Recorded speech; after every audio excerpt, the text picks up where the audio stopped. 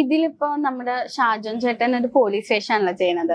പൊതുവെ ഷാജോൻ ചേട്ടന്റെ police station ഒക്കെ പറഞ്ഞാൽ ഭയങ്കര നോട്ടബിൾ, ഒപ്പം, ദൃശ്യം, അതിലൊക്കെ അതേപോലെ ഒരു നോട്ടബിൾ ക്യാരക്ടറാണ്. അതൊരു കോമിക് ആണോ സീരിയസ് ആയ ക്യാരക്ടർ ആയിട്ടാണ് വരുന്നത്? ഷാജോൻ വളരെ സീരിയസ് ആയിട്ടുള്ള ഒരു പോലീസുകാരനാണ്. വെറും പോലീസുകാരനല്ല. ഷാജോന് ഇതിനകത്തെ നല്ല ഒരു കോർ ക്യാരക്ടറാണ്. അല്ലാതെ വെറും ഒരു പോലീസുകാരനല്ല. പുള്ളി ത്രൂ ഔട്ട് ലീഡ് ചെയ്തിരിക്കുന്ന ക്യാരക്ടറാണ് ചെയ്തിരിക്കുന്നത്. വളരെ നന്നായിട്ട് ചെയ്തിട്ടുണ്ട്, വളരെ നന്നായിട്ട്. അത് ഞാൻ ചോദിച്ചത് തുടക്കത്തിൽ പോലീസും കള്ളനും കളിയുണ്ടോ ഈ സിനിമയിലെന്ന്. തുടക്കത്തിൽ പറയുന്നില്ലേ ഞാൻ അവനെ പിടിക്കും എന്നൊക്കെ ട്രെയിലറിൽ, അത് ഞാൻ എടുത്ത് ചോദിച്ചത് ഷാജോൻ ചേട്ടന്റെ പോലീസ് കള്ളൻ കളിയാണോ എന്നുള്ളത്. ഉണ്ട്.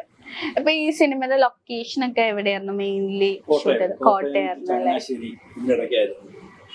ലൊക്കേഷൻ എക്സ്പീരിയൻസ് എന്തെങ്കിലും ഉണ്ടായിട്ടുണ്ടോ? ഭയങ്കര നോട്ടബിൾ ആയിട്ട് ഓർത്തിരിക്കാൻ പറ്റിയ എന്തെങ്കിലും എക്സ്പീരിയൻസ് ഉണ്ടായിട്ടുണ്ടായിരുന്നോ?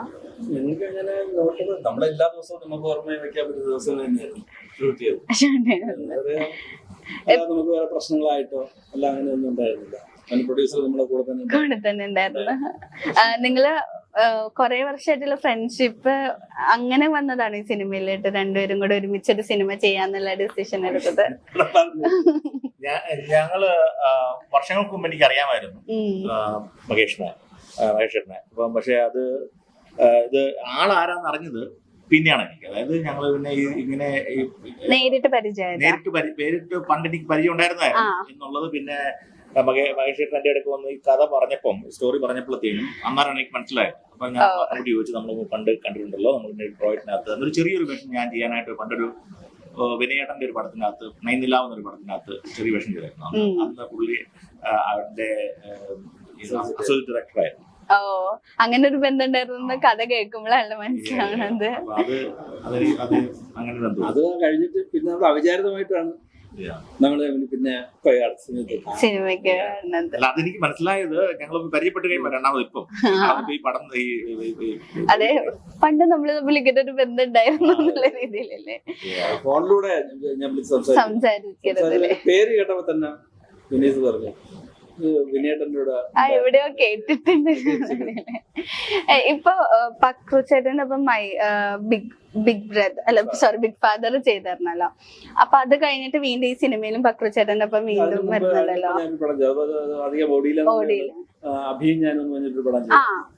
അതിലും ഉണ്ടായിരുന്നല്ലോ. അല്ല ഭയങ്കര നോട്ടബിൾ ആയിരുന്നല്ലോ ബിഗ് ഫാദർ. അതുകൊണ്ട് ഞാൻ അത് എടുത്ത് പറഞ്ഞത്. കാരണം അതിന്റെ ക്യാരക്ടർ ഭയങ്കര നമുക്ക് ടച്ചിങ് ആയ ഒരു ക്യാരക്ടർ ആണല്ലോ. അപ്പൊ അത് കഴിഞ്ഞിട്ട് വീണ്ടും ഈ സിനിമയിലും വരുന്നത്.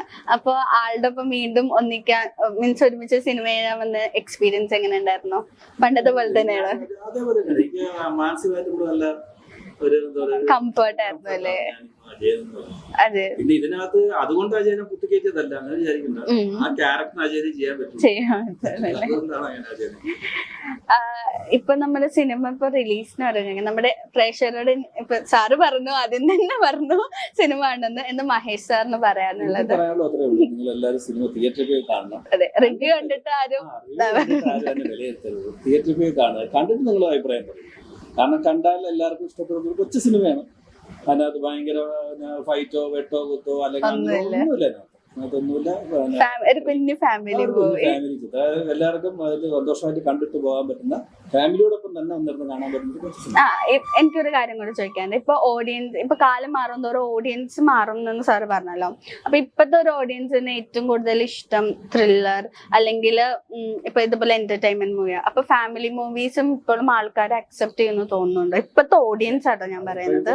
നമ്മള് ഒരു സിനിമ റിലീസ് ആകുമ്പോൾ ആദ്യം അതിനകത്ത് വരുന്ന ഒരു 18-38 ഇടയ്ക്കുള്ള ആൾക്കാരാണ് വീഴ്ച കയറുന്നത്. അവരുടെ ഇഷ്ടമാണ് ഈ സിനിമയുടെ പിന്നെ അങ്ങോട്ടുള്ള നിലനിൽപ്പിന്റെ പ്രശ്നം. ഒരു ഫാമിലി മൂവി എന്നാൽ റിപ്പോർട്ട് പുറത്ത് വന്നതിന് ശേഷം മാത്രമേ ഫാമിലി അങ്ങനെ ആയി തുടങ്ങി. അത് പണ്ടും അങ്ങനെ തന്നെയാണ്. പണ്ടും അങ്ങനെ തന്നെ. നമ്മുടെ ഫാസിൽ സാറ്, സത്യേന്ദ്ര ചേട്ടൻ ഇവരൊക്കെ പടം ചെയ്യുമ്പോൾ വേറെ ഒന്നും ജനം ചിന്തിക്കത്തില്ല. കാരണം അവരുടെ ഫാമിലി പോയെന്ന് കാണും. പിന്നെ അതിനുശേഷമൊക്കെ വന്നപ്പോഴത്തേക്കും വെച്ചാല് സിനിമയുടെ അഭിപ്രായം മാത്രമേ ഫാമിലി തിയേറ്ററിൽ പോകാറ്. കാരണം ആദ്യം നമ്മൾ ഇടിച്ചു കയറുന്ന എപ്പോഴും യൂത്ത് തന്നെയാണ്. അപ്പൊ അവർക്ക് പിന്നെ ത്രില്ലിങ് അവർക്ക് ഇഷ്ടപ്പെടുന്ന സിനിമയാണ് ഭയങ്കര ഹൈപ്പിലോട്ട് കയറി പോവുക. പിന്നെ ഫാമിലി സിനിമ വരുമ്പോഴത്തേക്ക് അത് കുറച്ചുപേര് കണ്ടിട്ട് കൊള്ളാം എന്ന് പറഞ്ഞിട്ട് അങ്ങനെ വന്ന് കയറി പോകുന്ന സിനിമകളുണ്ട്. പക്ഷെ വേറെ അതുകൊണ്ട് വേറെ കുഴപ്പമില്ല. ഈ ഫാമിലീസ് വന്ന് കയറി പോകുന്നത് വരെ സിനിമ അവിടെ ഹോൾഡ് ചെയ്തില്ല. റിപ്പോർട്ട് പുറത്ത് വന്നിട്ട് ഈ തിയേറ്റർ ആള് വരുന്നവരുണ്ടാവില്ല. ഈ ആദ്യമൊക്കെ ചിലപ്പോൾ ഈ സിനിമയ്ക്ക് ആള് കുറവ് വരും. റിപ്പോർട്ട് വന്നാല്, കാരണം ഇപ്പോഴത്തെ പഴയതുപോലല്ല, ഒരു സിനിമ കാണാൻ പോകാൻ ഒരു ഫാമിലി പോകാൻ പറയുമ്പോൾ മിനിമം 1000 രൂപയൊന്നും ഇല്ലാതെ ഒരു ഫാമിലി. അപ്പൊ അവർ സെലക്റ്റീവ് ആവും. അതിന് അവരെ നമുക്ക് കുറ്റം പറയാൻ പറ്റും. അപ്പൊ അവരെ അഭിപ്രായം കൊള്ളാം എന്നുണ്ടെങ്കിൽ ഫാമിലി പോകും. യൂത്തിന് അതല്ല, അവര് ഇടിച്ചിട്ട് കയറി സിനിമ കാണുക. അതാണ് അവരുടെ അങ്ങനെയുള്ള ആൾക്കാരും ഉണ്ട്.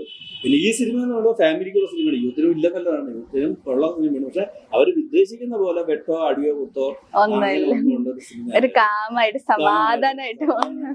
കാരണം നമുക്ക് ചുറ്റുമുള്ള ക്യാരക്ടേഴ്സ് തന്നെയാണ് അതിനകത്തുള്ളത്. എല്ലാവരും ആ സിനിമ കാണണമെന്നാണ് കണ്ടിട്ടില്ല. അപ്പൊ സാറ് പറഞ്ഞ പോലെ തന്നെ സിനിമ എല്ലാരും കണ്ടിട്ട് അഭിപ്രായം പറയണമെന്ന് ഞാനും പറയുന്നു. സിനിമ വൻ വിജയകരമാകട്ടെ എന്ന് ആശംസിക്കുന്നു. ഇനിയും പുതിയ പുതിയ സിനിമകൾ നിങ്ങൾക്ക് വരട്ടെ, പുതിയ പുതിയ സിനിമ പിറക്കട്ടെ എന്ന് ആശംസിക്കുന്നു. Thank you so much.